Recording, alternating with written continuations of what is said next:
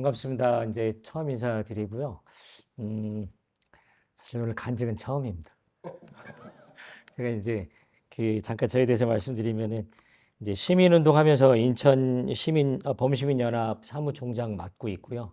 그다음에 이제 의료기기 사업을 하고 있습니다. 그래서 미국에서 암치료 장비를 수입을 해가지고 이제 아프신 암 환자분들 이제 보통 대학병원에서 방사선이나 이제 수술하시거나 약물 치료 끝난 다음에 하는 게 이제 고주파 치료인데 그때 하는 미국 장비를 이제 수입해서 국내에 이제 판매하고 있고요. 그다음에 자녀는 3명이 있습니다. 그래서 지금 큰딸이 25, 둘째가 23, 막내가 이제 22 됐죠. 올해 이제 군대 제대했습니다. 그리고 이제 아이들 둘 다 이제 그러니까 큰딸, 둘째 딸은 지금 이제 영국에서 공부들 하고 있고 막내는 이제 미국에서 공부하고 있는데요. 이제 이런 얘기를 하는 게 사실은 그 중간에 좀 히스토리가 좀 있어서 이 얘기를 먼저 꺼냈습니다. 그리고 이제 이재용 목사님을 만난 거는 2018년도에 이제 시민운동 하면서 악법에 대해서 특히 이제 동성애 문제에 대해서 우리나라가 너무 상식적인 뭐 말도 안 되는 짓을 가다가 정부에서 이렇게 허락을 해주고 하니까 너무 말이 안 돼서 네네. 너무 말이 안 돼가지고 이제 길거리 나가서 이렇게 하다 보니까 거기서 이제 이재용 목사님 만나게 됐거든요. 젊으신 목사님인데 어, 너무나 젊으신 목사님이 시대를 분별하는 일이나 아니면 세상을 바라보는 문제나 어떤 객관적인 보통 언론사에서 얘기할 수 있는 그런 논평들에 대한 기준이 남들이 얘기하지 않는 것들을 이제 신문에서 얘기하시는 거 보고 참 귀하시다라고 하다가 2년이 돼가지고 그래서 이제 카도시 아카데미라는 것도 같이 하게 됐습니다. 그래서 이재용 목사님하고 저하고 이제 카도시 아카데미를 같이 시작하게 됐고요. 그리고 카도시 아카데미가 세상에서 볼 때는 큰 건 아니지만 그래도 저희 기독교 내부적으로 볼 때는 어떤 체계적인 시스템과 윤리적인 철학과 그리고 뭐 조직 신학이라든가 아니면 철학이라든가 여러 분야에서 성경적으로 볼 때 굉장히 탄탄한 입지를 가져가고 있거든요. 근데 그런 측면에서 이재용 목사님이 거기에 대한 교리라든가 이런 것들을 다 뼈대를 잡아주셔가지고 그래서 저희가 이제 안전하게 가고 있습니다. 제가 이제 잠깐 저에 대해서 말씀드리는 이유는 오늘 제가 이렇게 여러분하고 나누려고 하는 거는 제가 뭐 성공한 기업가도 아닙니다. 뭐 이재용도 아니고 잭슨왕도 아니고. 사실 이재용 목사님이 저한테 간증해달라 그러셔서 제가 2번을 이렇게 목사님 죄송합니다. 제가 이게 간증할 만한 사람이 아닙니다. 그래서 거부를 했는데 3번째까지 거부하면 목사님이 저 안 보실 것 같아갖고 그래서 제가 마지못해서 이렇게 했고요. 그래서 이 자리에서 여러분하고 나누고자 하는 건 뭐 저희 특별한 건 아니고요. 사실은 이제 저의 실패담을 좀 나누고 싶습니다. 제가 뭐 성공한 사람이 아니기 때문에 그러나 이제 하나님 안에서는 실수하고 실패를 많이 했거든요. 그래서 실패 가운데 하나님께서 제 인생을 다듬어 오시고 이끌어 오셨던 것들을 나누면 좋겠다라고 생각해서 오늘 저의 실패를 같이 나누려고 했습니다. 네, 짧게 끝내겠습니다. 편하게 받아들이시면 좋을 것 같고요. 네, 일단 저는 뭐 여러분들마다 다 스토리가 있지만 저도 이제 중학교 3학년 때 아버지 돌아가셨습니다. 그리고 아버지 돌아가시고 아버지가 명동에서 사실은 술 장사를 좀 크게 하셨거든요. 그래서 그때 당시에 MBC 방송국에 뭐 혹시 차인 아시죠? 네네. 그분이 저기 단골이었습니다. 그래서 저희 아버지가 이제 명동에서 이렇게 하셨는데 아버지 그때 이제 신앙이 없었죠. 근데 아버지 돌아가시고 나서 집안이 쫄딱 망했습니다. 그래서 저희 아버지 돌아가시고 나서 저희 어머니하고 저하고 동생하고 딱 누우면 3명이서 누우면 한 사람은 옆으로 돌아나서 잘 만한 그런 공간에서 이제 살게 됐죠. 이제 친척들도 이제 삶이 어려워지니까 이제 뭐 이렇게 해서 결론적으로는 단칸방에 가서 어머니하고 저하고 동생하고 이제 같이 3명이 살게 됐고 그렇게 이제 살다가 결론적으로 이제 고등학교 때 좀 방황을 많이 했습니다. 제가 고등학교 3년 내내 항상 10등 안에 들었는데요. 뒤에서 10등입니다.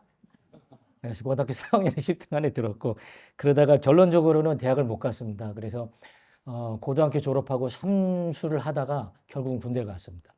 그래서 군대 가서 전투 경찰을 했습니다. 근데 군대 가서 생활하다가 거기서 이제 운전을 배워갖고 나와가지고요.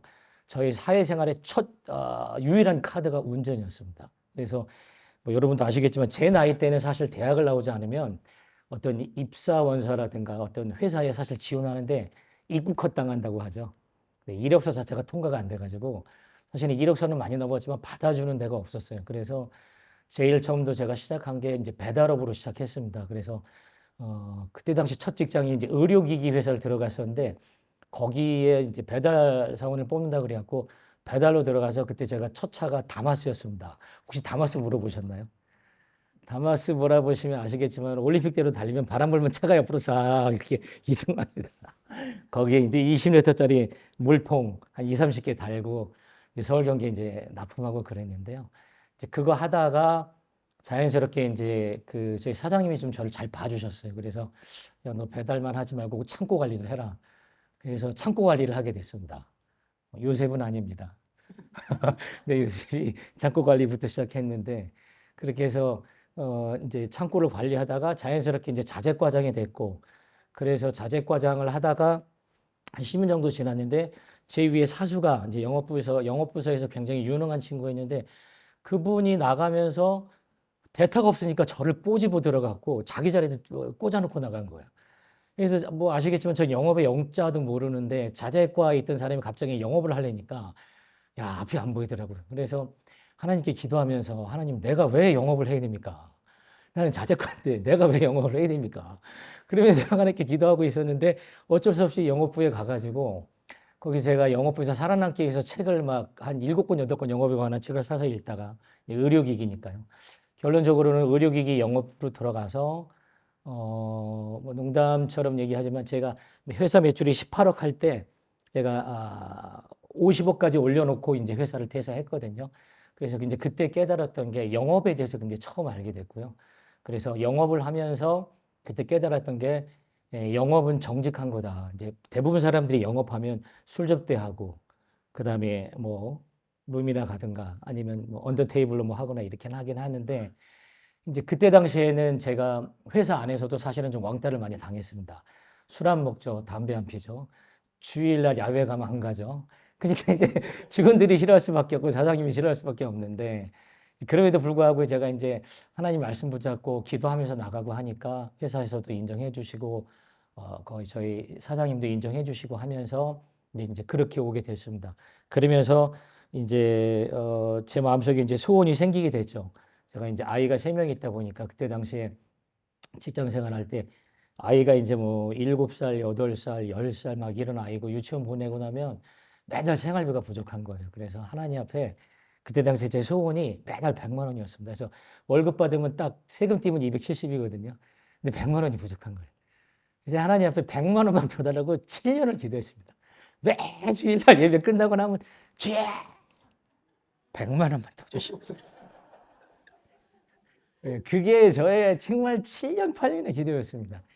이제 그러다가 안 되겠다. 이제 내가 사업을 해야겠다. 그래서 이제 이제 제가 사업을 하겠다는 저 마음은 처음에는 없었는데 영업을 하다 보니까 18억 하던 회사가 이제 50억까지 매출이 올라가다 보니까 이렇게 하면 될 것 같네라고 해서 정말 돈 한 푼 없이 혈혈단신 딱 영업력 하나 믿고 나왔습니다.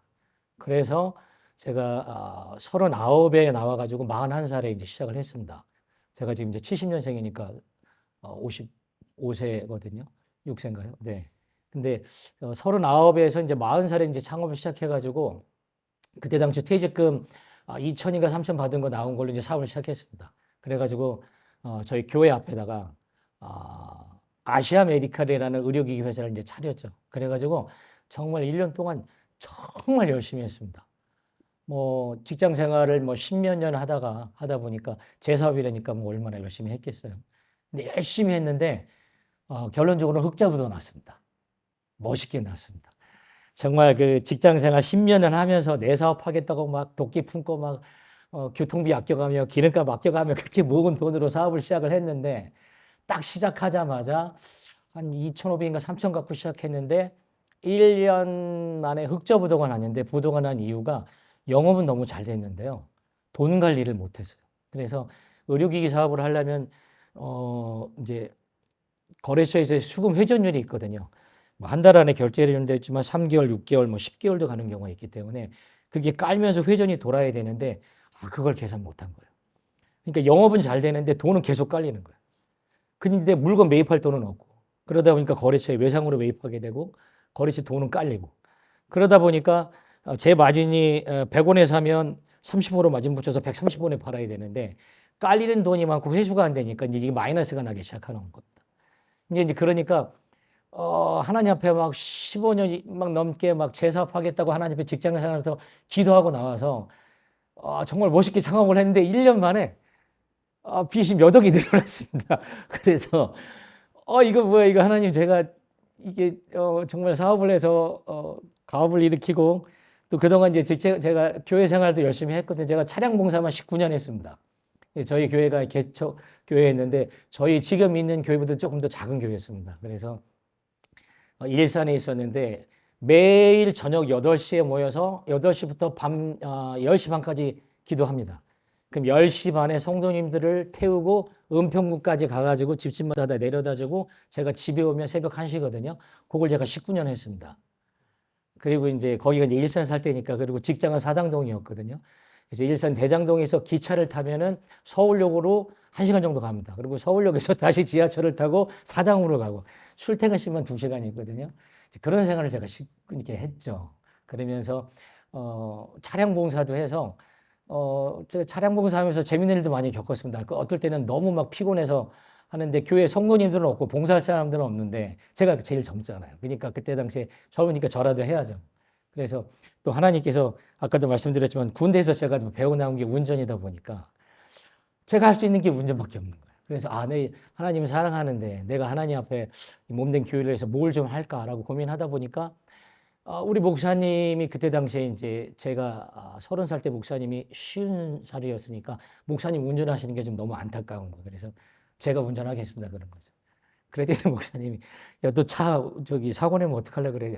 맡겨주십시오. 그래서 제가 열쇠를 받았는데 그게 19년 동안 할 줄은 몰랐죠. 그래서 19년 동안 운전하면서 이제 운전하다 보면 새벽에 막 졸리면 꾸벅꾸벅 조는데 너무 졸리니까 이제 운전하면서 이제 기도하거든요. 그러면은 정말로 은평구에서 일산까지 이건 뭐 제 간증입니다. 이렇게 될 수는 없는데요. 정말로 제가 가는 곳마다 다 파란불로 바뀝니다. 영화에서 보는 것처럼 은평구 고바위길에서 딱 일산까지 딱 쏘면 25분에 주파하는데 갈 때마다 빨간색이 파란불로 탁탁탁탁탁 다 바뀌는 거예요. 이제 그런 이제 재밌는 경험도 있었고요. 이제 그런 걸 통해서 어쨌든 사업을 시작했는데 1년 만에 흑자부도가 나가지고 그 빚을 갚는데 7년 걸렸습니다. 그래서 가난하게 자랐고 또 어렵게 살다가 결혼해서 이제 아이들 유치원 보내는 비용도 부족해갖고 매달 하나님 앞에 100만 원 달라고 기도하고 해서 정말로 제 사업을 했는데 1년 만에 멋지게 말아먹고 우리 빚이 몇 억이 생겼어요. 그래서 그 빚을 갚는데 제가 7년 걸렸습니다. 그래서 그 7년 동안 제가 사실은 직장 잡을 4개를 했습니다. 그러니까 제가 보험회사에도 다녔습니다. 그래서 미래에셋 변액보험 자격증명서 아직도 있습니다. 물론 지금은 안 하지만 그때 당시가 2000 아마 11년인가 13년도였는데 그때 당시에 이제 미래에셋 다니면서 보험도 팔았고요. 그 다음에 이제 알바 자리가 나면 뭐 가리지 않고 다 갔습니다. 뭐 5만 원이든 7만 원이든 일당이 있으면 갔습니다. 그래서 아르바이트 나갔죠. 그리고 이제 직장도 나갔습니다. 이제 판교 쪽으로 출퇴근을 했는데 영업직으로 해서 출근 시간이 좀 자유로운 거. 그래서 이제 영업직도 하고 그러면서 틈나는 대로 제가 원래 의료기기를 했기 때문에 의료기기 중고 매물 나오면 중고 잡아다가 마진 붙여서 팔고 AS도 하고 이런 식으로 7년을 하면서 어려운 고비를 겪다가 그때 제가 너무 힘들어가지고 오살리 기도원에 자주 갔거든요. 오살리를 자주 갔고 그 다음에 동부 이촌동에 가면 그 이촌동에 있는 교회가 혹시 그 하영주 목사님 계신 교회가 네 온누리 교회인데 온누리 교회가 낮에 가면 사람이 없습니다. 주일날 가면 사람이 대자가 많은데 낮에 평일날 가면 아주 조용한데 문 열어놓거든요. 기도하기 참 좋습니다. 근데 이제 그렇게 두 군데를 왔다 갔다 했는데 기도하면서 제가 하나님 앞에 너무 힘들고 아무도 도와주는 사람이 없으니까 그때 제가 이제 뭐 보험을 하다 보니까 이제 아까 제가 잡을 4개 있다 그랬잖아요.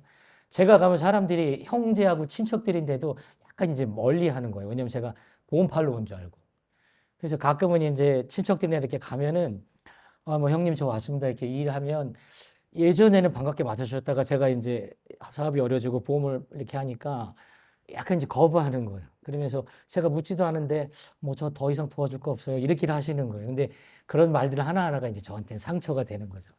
이제 그러면서 제 안으로는 밖에적으로는 사람들한테는 이제 의지한다라는 사람들한테 도움을 구하는 거는 그때 이제 제가 상처를 받으면서 아, 내가 하나님하고 승부 보겠다. 절대 내가 이제 사람한테 손 벌리지 않겠다. 그러면서 이제 하나님 앞에 부르짖기 시작했고요. 그러면서 그 흑자부도 내고 나면서 어려워진 상황에서 빚 7년 동안 갚으면서 갚는 동안에 제가 매달 어찌됐든 200만 원, 250만 원씩 갚아 나갔습니다. 7년을 갚았으니까요. 그래서 매달 그 돈 빌린 사람한테 다 갚아 나갔어요. 갚아 나가면서 그러면서 이제 하나님 앞에 기도하면서 오살리 가서 기도하고 그랬는데 어느 순간에는 너무 절박한데 하나님께 부르짖어도 응답이 없는 거예요. 막 정말 사실 제 목소리 굉장히 큽니다. 막 쥐야 하면 막 울리는데 오살리 가서도 제 목소리가 제일 컸던 것 같아요. 근데 그렇게 기도하는데 기도하면 할수록 더 허기가 지는 거예요. 하나님을 찾으면 찾을수록 부르짖으면 부를수록 내 마음의 갈증은 더한 거예요. 내가 여기 와서 부르짖는데 어느 순간 내가 여기 왜 왔지 하고 싶은 정도 느낄 정도로 너무 절망이 큰 거예요. 그래서 하나님 앞에 막 부르짖고 막 생떼 부리고 막 무릎 꿇고 막 기도하고 이러는데도 마음은 더하다는 거예요. 부르짖으면 부르질수록 뭐가 채워져야 되는데 아무것도 채워지는 게 아니에요. 그래서 오살리 가서 어느 순간에 절망하고 깊이 절망하고 있었는데 그때 하나님께서 저에게 제 마음을 터치하신 게 하나가 있어요. 그때 그렇게 부르짖고 나서 응답이 없고 내 마음이 너무 허전해서 야, 이젠 다 접어야 되나 보다. 이거 다 손 놔야 되나 보다. 라고 생각했는데 그다음부터 이제 환경이 열려지기 시작하는 거예요. 생각지도 않은 데서 전화가 오고 제가 팔지도 않은 곳에서 연락이 와갖고 너 기계 없냐라고 연락이 오고 막 그런 일들이 생기기 시작하면서 그러면서 제가 이제 그때 깨달았던 게 아, 하나님의 속성은 사랑이구나. 그걸 제가 그때 깨달았습니다. 그러니까 하나님 앞에 제가 너무 부르짖다 보니까 약간 개선적인 생각이 들어온 거예요. 제가 약간 개선적인 사람이거든요. 개선적인 생각이 머리에 팍 꽂히는 거예요. 내가 이렇게 부르짖는데 하나님이 안 들어주시면 어떡하지?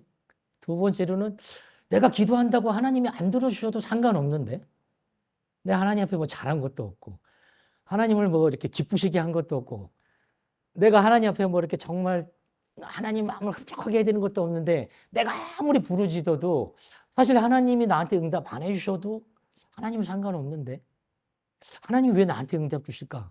라는 그 깊은 그러니까 이렇게 되기까지 정말 제가 정말 부르짖었거든요. 그런 과정에서 깨달은 게 하나님이 사랑이라는 게 이 표현이구나. 나의 나됨과 상관없이 내가 예수 그리스도로 말미암아 하나님의 자녀였기 때문에 내가 하나님의 자녀라면 내가 어찌하든가 나의 모습에 상관없이 하나님이 내 기도를 들으시는구나. 그리고 그 하나님이 응답 주시는구나. 거기서 제가 그걸 처음 깨달았어요. 이제 이 신앙생활을 제가 1993년도 제대하면서 처음 시작했는데 거의 20년 만에 그때 처음 깨달은 진리였습니다. 그래서 하나님 사랑이시구나. 하나님은 내 기도를 들으시고 내가 부족하고 연약하고 뭐 밖에 나가면 싸우고 저 운전할 때 잘 싸우거든요. 앞에 누가 재채기하면 바로 막 튀어나오는데 그럼에도 불구하고 하나님이 참 저 같은 사람의 기도를 들어주시고 응답해 주시고 망하지 않게 해주시고 먹게 해주신다라는 게 너무 감사하더라고요. 그래서 하나님은 사랑이라는 거. 그래서 요거 하나만큼은 여기 계신 성도님들하고 꼭 나누고 싶습니다. 하나님 정말 사랑이시고 우리가 기도하는 거, 우리가 신음하는 거, 또 내 마음에 소원하는 거 하나님 다 들어주시더라고요. 그래서 그거 한번 나누고 싶었고요.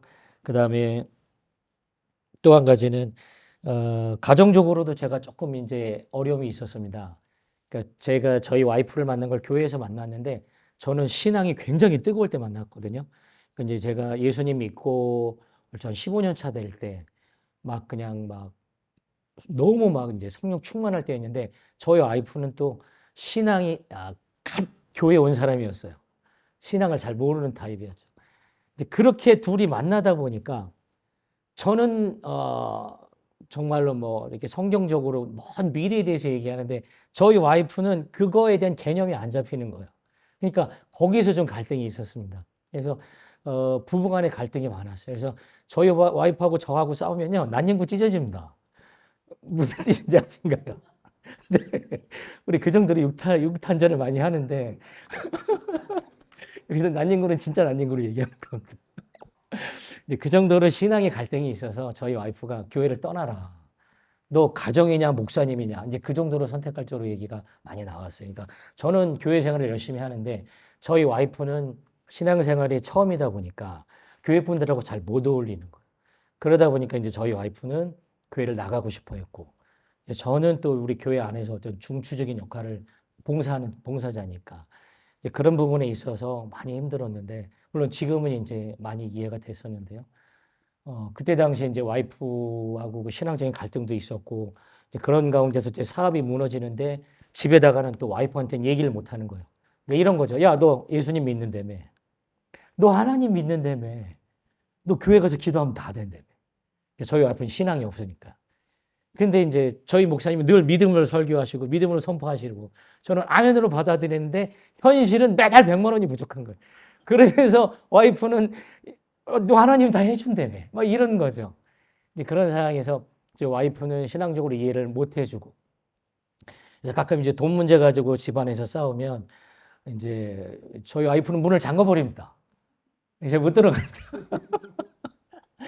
네, 지난 일이기 때문에 이제 편하게 말씀드리는데요. 그렇게 신앙이 좀 그런 것들이 있더라고요. 그래서 신앙도 과정이 있는 것 같습니다. 그래서 신앙도 뜨거울 때도 있고 차가울 때도 있는데 그런 과정들을 통해서 저희들 하나님 다듬어 가시는 것 같아요. 그래서 혹시나 지금 뭐 어려운 가운데 있더라도 이것도 하나의 과정이라고 여러분들 생각하시면 좋을 것 같습니다. 네, 그래서 저는 실패를 통해서 정말로 제 스스로 모순된 부분이 많았어요. 내가 하나님 믿고 정말 믿음으로 산다고 하고 어떨 땐 제가 교회에다가 그때 이제 하나님 너무 성령이 충만해갖고 너무 뜨거울 때라 하나님 앞에 뭘 할까라고 하다가 정말로 막 그 말도 안 되는 거지만 서원이 아니고 소원입니다. 제가 종이에다가 소원 해가지고 하나님 제가 이렇게 하나님 복 주시면 제가 하나님께 이렇게 충성하겠습니다 고 제가 종이에다가 600억을 적어냈어요.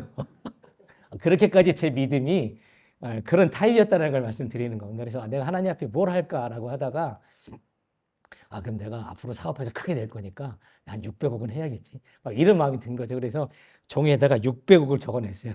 그래서 우리 목사님이 이거 보고 차집사 이거 뭐야? 이제 그런 일도 있었는데 그 정도로 저는 신앙이 뜨거웠는데 저희 와이프는 쫓아오지 못하니까 가정 안에서 갈등. 근데 그게 저한테는 또 모순이 되는 거예요. 내가 교회에서는 충성된 일꾼이고 하나님 잘 믿는다고 밖에 나가면 술도 안 먹고 담배도 안 피면서 열심히 하는데 맨날 가정생활은 쪼들리고 와이프는 신앙에 이 언밸런스가 나다 보니까 서로 이해도 못하고 그러니까 그걸 이제 삭혀내야 되니까 저는 저 나름대로 이제 고민이 많이 생기는 거죠. 이거 신앙생활 그만할까? 그냥 나도 그냥 세상하고 타협하면서 술, 담배 할 거 다 하면서 그냥 와이프한테 그냥 세상적으로 살고 뭐 별의별 생각도 다 해봤거든요. 정말 제가 정말 어려웠을 때는 잘된 얘기 안 하고 계속 어려운 얘기만 하지만 제가 정말 어려웠을 때는 와이프한테는 얘기 못하고 통장에 딱 10,000원 한 장 있었습니다. 10,000원 한 장 가지고 제가 4일을 버텨봤거든요. 그래서 집에다가 나올 때는 호기롭게 이제 와이프한테는 신앙이 없으니까 나 힘들어 이런 얘기 못 하잖아요. 그러니까 와이프한테 야 걱정하지 마 하나님 해기줘. 믿음으로 나오고 사무실 출근하면 밥 사 먹을 돈이 없는 거예요. 그래가지고 10,000원짜리 한 장 가지고 4일을 버텼는데 딱 1,500원짜리 우유 하나하고 소세지 아시죠? 그 1,000원짜리 이 봉봉 소세지 그땐 1,000원이었습니다. 지금은 2,500원이지만 그래서 그거를 가지고 제가 4일 동안 버틴 적도 있어요. 근데 그때 제가 하나님 앞에 정말 간절히 기도했는데 그때 제가 하나님 앞에 깨달았던 게 내가 절대 사람을 의지 안 한다. 내가 사람한테 손 벌리지 않는다. 사람한테 하소연하지 않는다. 내 무너져도 하나님 앞에 무너지고 쓰러져도 내가 하나님 앞에 쓰러진다. 그런 마음으로 정말 4일 동안 기도했거든요. 이제 그런 과정을 통해서 이제 지금 깨닫는 건 하나님이 저를 훈련시키셨던 것 같아요. 그래서 물론 지금도 제가 저희 회사가 아이비랩 하면서 매출이 한 60억 정도까지 했었고 지금은 이제 조금 요즘에 어려워져서 경기가 어려워서 좀 떨어지기는 했지만 그럼에도 불구하고 회사가 어려운 날도 있고 잘 되는 일이 있지만 제가 사람 의지하지는 않습니다. 그래서 그냥 어렵고 힘들면 그냥 하나님 앞에 기도합니다. 그리고 어떨 때는 너무 힘들 때는 여러분들도 아마 그런 고민들 많으실 거예요. 기도가 안 나와요. 너무 힘들 땐 기도가 안 나와요. 그럴 때는 그냥 교회 와가지고요. 교회 의지에 들어놓습니다. 그래서 교회가 참 중요하더라고요. 그래서 교회가 내가 모여서 예배할 수 있다라는 거, 기도할 수 있다라는 거, 그리고 나와 같은 공동체가 있다라는 거, 그리고 목사님하고 대화할 수 있는 게 굉장히 중요하거든요. 그래서 너무 힘들 때는 오살리나 저기 동부 이천동에 있는 교회 갈 때도 있지만 교회에 와서 불 꺼진 교회 밤 11시에 오면 저희 교회 예전에 저희 개척교회 있을 때는 아무도 없거든요. 그때 이제 11시에 혼자 와가지고 조용히 하나님 앞에 누워가지고 기도합니다. 제가 제일 좋아하는 침대가 의자 침대입니다. 교회 의자가 너무 푹신한 거예요. 진짜로요. 진짜로 너무 힘들 때는. 그래서 교회 의자에 누워가지고 그냥 하나님 앞에 고백합니다. 하나님 힘들어요. 너무 힘들어요. 어떻게 해야 됩니까? 저희 와이프는 믿음으로 살면 된다고 제가 얘기했는데 저는 막상 믿음으로 행하는 걸 보여주지 못하고 내 삶은 늘 무너지고 이게 고백하면 또 하나님께서 어느 순간인가 또 고비를 넘어가게 해주시거든요. 그러다가 이제 오늘날까지 오게 됐고요. 제가 이제 인생이 풀리게 된 건 2017년부터 그렇게 내리 고생하다가 2008년도에 사업 창업했다가 1년 만에 말아먹고 그때 국세를 못 갚아갖고 제가 7년 동안 국세 1,700만 원을 못 갚아갖고요. 신용카드 모두 다 정지됐었어요. 그거 갚는데 7년 걸렸고 직장생활 4군데 다녔고 그러다가 이제 2017년도에 어떤 분이 와가지고 너 암치료기 이거 있는데 한번 해볼래라고 찾아왔어요.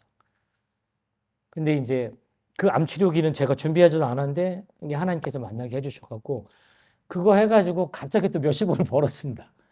근데 그런 케이스가 있었죠. 그래서 그것 때문에 갑자기 또 이제 큰 돈을 벌게 되고 근데 참 사람이 교만하죠. 돈이 들어오니까 또 이제 실수를 하기 시작해요. 그래서 2017년도에 사업하면서 몇십억이 들어오다 보니까 2011년도 그 전까지는 매달 기도 제목이 하나님 앞에 100만 원이었는데 이제 돈이 들고 나니까 이제 하나님 앞에 매달 1억으로 바뀌는 거예요. 하나님 1억만.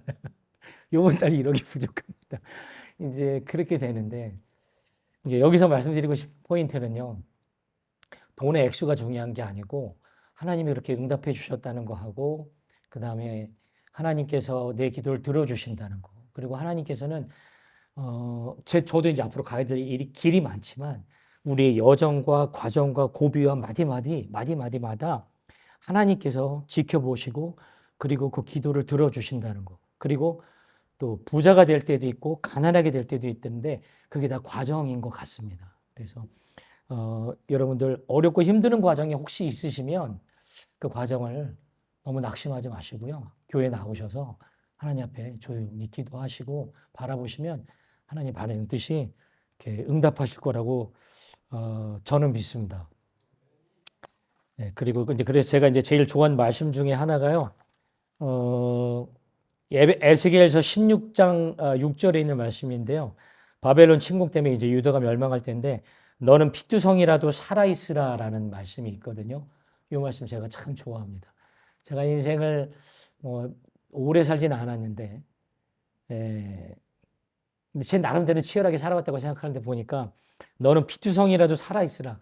하나님께서는 우리가 도전하고 기도하고 하나님 찾기를 바라시는 것 같아요. 하나님 저 여기까지입니다 라는 거 하나님 별로 안 좋아하시더라고요. 하나님 너무 힘든데 어떡할까요? 도전할까요? 그럼 하나님은 항상 그래 한 발 더 와봐. 그래 조금만 더 기도해봐. 그래도 해봐. 하나님 이걸 좋아하시더라고요. 물론 제가 힘들어서 하나님 좀 못해 하고 자빠질 수 있어요. 뒤로 자빠져도 하나님 위로해 주십니다. 보호해 주시고 사랑해 주시지만 그럼에도 불구하고 내가 용기를 내서 하나님께 손을 내밀고 도와달라고 하면 하나님 꼭 도와주시고 피할 길을 넘어가시더라고요. 문제는 해결은 안 되는데요. 그 문제를 넘어가게 해주시더라고요. 그게 참 신기했습니다. 그래서 문제는 해결이 안 되는데 넘어가요. 참 매년 제가 이걸 많이 겪습니다. 그래서 빌립보서 2장 13절에 보면 너희 안에서 행하시는 이는 하나님이시니 자기의 기쁘신 뜻을 위하여 너에게 소원을 두고 행하게 하시나니라는 말씀이 있거든요. 이 말씀도 제가 좋아하는 말씀인데 하나님께서는 제 마음에 주신 소원이 있습니다. 아마 여러분들한테도 마음에 두신 소원이 있을 겁니다. 그게 내 가족과 나를 위한 소원일 수도 있지만 하나님을 위한 소원일 수도 있거든요. 그 소원을 하나님께서는 아마 여러분들 한 사람 한 사람한테 심겨 주셨으리라고 저는 생각합니다. 믿습니다. 왜냐하면 제가 사업이 너무 힘들 때 근데 또 꿈을 꾼 게 뭐냐면요. 뭐 아시겠지만 통장에 돈이 없음에도 불구하고 꿈은 하여튼 멋있게 꿉니다. 제가 유라시아 철도 선교회를 꿈을 꾸고 있습니다. 그래서 우리가 남북이 통일되고 북한문이 열리면 그러면은 그 유라시아 철도라고 있습니다. 그 북한과 동북 삼성과 몽골과 만주 지역을 해가지고 시베리아까지 쫙 가는 그 유라시아 철도라고 있습니다. 지금도 검색하시면 나오거든요.